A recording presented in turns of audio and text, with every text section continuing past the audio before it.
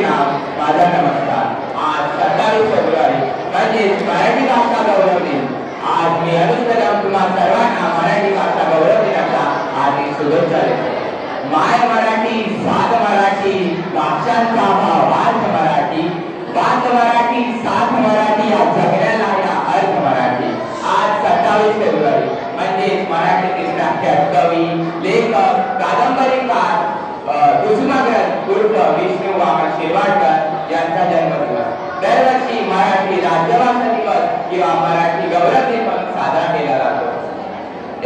27 February 1922 रोजी विष्णू वामन शिरवाडकर यांचा जन्म महाराष्ट्राच्या भूमीत झाला. विष्णू वामन शिरवाडकर यांनी आपल्या असामान्य प्रतिभेने आणि विलक्षण लेखन कौशल्याच्या जोरावरती मराठी साहित्याची निर्मिती केली. त्यांनी अनेक सरसकथा, कादंबऱ्या, कविता, निबंध, लघुकथा इत्यादी आपल्या कौशल्य लेखनाने लिहिले. नटसम्राटसारखे अजरामर नाटक आणि कणासारख्या जीवाभावाच्या कविता आपल्याला त्यांच्या असामान्य प्रतिभेची ओळख करून देतात. त्यांच्या याच महाराष्ट्राच्या संस्कृतीबद्दल योगदान व मराठी भाषा ज्ञान भाषा होण्यासाठी केलेले परिश्रम पाहून त्यांना अभिवादन म्हणून 21 जानेवारी 2016 पासून 27 फेब्रुवारी हा मराठी राज्यभाषा दिवस म्हणून घोषित करण्यात आला.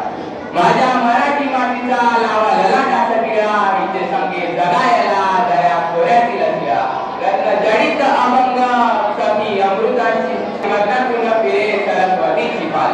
मराठी ही सर्वांग सुंदर भाषा आहे. मराठी ही भारतातील 22 अधिकृत भाषांपैकी एक आहे आणि महाराष्ट्र तसेच गोवा या दोन्ही राज्यांची राज्यभाषा सुद्धा आहे. भारतामध्ये सर्वाधिक बोलल्या जाणाऱ्या भाषांपैकी मराठी ही 3ऱ्या क्रमांकावर येते. मराठी ही भाषा अमृताला पैदल जिंकणारी आहे. तिचा बोलणा अमृतापेक्षाही जास्त आहे. देव आणि संस्कृत भाषा ही मराठीची महामाय म्हणून ओळखली जाते. मराठीला संपन्न बनवण्याकरता अनेक संतांनी, लेखकांनी व साहित्यकारांनी अथांग असे परिश्रम केले आहेत. छत्रपती शिवाजी महाराजांनी मराठीला परकीय आक्रमणापासून वाचवले व तिला अधिक शुद्ध व चांगले केले. 1960 साली मराठी राज्यभाषा घोषित झाली व सर्व व्यवहार मराठीतच चालू लागला.